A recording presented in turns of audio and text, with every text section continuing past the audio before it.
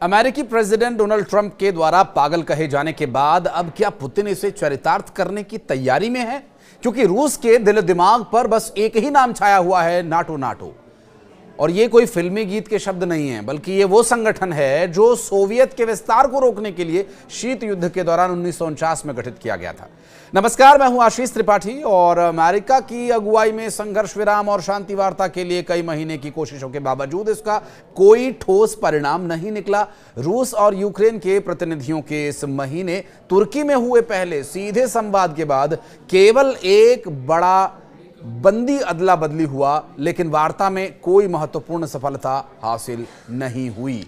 रूस ने यूक्रेन पर हमले में एक बड़ा हमला किया, जिसमें पिछले 24 घंटों में 355 से ज्यादा ड्रोन्स और यूक्रेनी सैन्य ठिकानों पर 9 मिसाइलें दागी गई। और रिपोर्ट्स के मुताबिक रूस के इन हमलों से यूक्रेन में भारी तबाही हुई है और इसके साथ ही यूक्रेन ने भी रूस के ठिकानों पर जवाबी कार्रवाई की है। इस घटनाक्रम में ट्रंप ने कहा कि मैं पुतिन से खुश नहीं हूं, मुझे नहीं पता कि उनके साथ क्या हो गया है, वे बहुत से लोगों को मार रहे हैं, मैं इससे खुश नहीं हूं। जवाब में पुतिन ने ये कहा कि ट्रंप को सीधे तो हालांकि उन्होंने जवाब नहीं दिया, लेकिन उन्होंने इस बात का जवाब जरूर अपने निर्णयों से देने की तैयारी कर ली है। तभी तो उन्होंने ये जता दिया कि ट्रंप की ये बात उन्हें कुछ खास पसंद नहीं आई है, क्योंकि ट्रंप ने कहा था कि शायद पुतिन पागल हो गए हैं। क्योंकि रूस के राष्ट्रपति व्लादिमीर पुतिन ने अब चेतावनी ये दी है कि अगर नाटो देश यूक्रेन को लॉन्ग रेंज हथियार देते हैं और रूस पर हमला होता है तो इसे नाटो का हमला माना जाएगा, जिससे युद्ध बढ़ सकता है।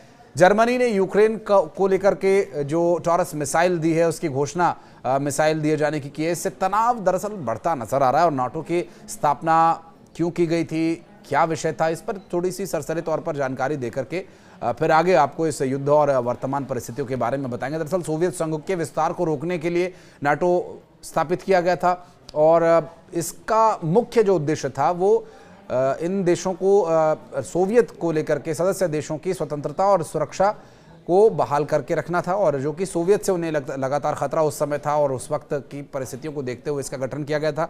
नाटो के अनुच्छेद 5 में यह भी कहा गया है कि यदि किसी एक सदस्य देश पर सशस्त्र हमला होता है तो अन्य देश सहायता करेंगे ही। और हमला होता है कि अघोषित रूप से इसे वर्तमान परिस्थिति में रूस ही माना जा रहा है। नाटो सदस्य देशों के बीच सहयोग और समन्वय को बढ़ावा दिया जा रहा है, जिससे वे मिलकर के चुनौतियों का सामना कर सके। और वर्तमान में नाटो में 32 देश हैं, जिनमें उत्तरी अमेरिका और यूरोप के देश भी शामिल हैं। इनमें Belgium, Canada, Denmark, France, Greece, Germany, Iceland, Italy, Luxembourg, Netherlands, Norway, Portugal, Spain, Turkey, United Kingdoms और संयुक्त राज्य अमेरिका और कई अन्य यूरोपीय देश शामिल हैं। और हाल ही में फिनलैंड और स्वीडन में नाटो में शामिल किए जाने की इन देशों को रुचि दिखाई गई है। और नाटो दुनिया का सबसे बड़ा सैन्य गठबंधन है और सदस्य देशों के बीच एक मजबूत रक्षा संबंध स्थापित है। ये सदस्य देशों को सुरक्षा प्रदान करता है और एक दूसरे के साथ सहयोग को बढ़ावा देता है। नाटो को एक महत्वपूर्ण सुरक्षा संगठन माना जाता है जो वैश्विक सुरक्षा और स्थिरता में योगदान देता है। आगे बढ़ते हैं। आपको बता दें कि इससे पहले जहां सुमी में रूसी सेनाएं कब्जाए गए गांवों से आगे बढ़ने की कोशिश कर रही है, जैसे ही सुमी क्षेत्र के सैन्य प्रशासन के प्रमुख ओलेह ने एक बयान दिया जिसमें ये बताया गया कि कब्जाए गए गांवों से पहले ही निवासियों की निकाले जाने की खबर थी और फिलहाल नागरिकों को इस पर कोई खतरा नहीं है।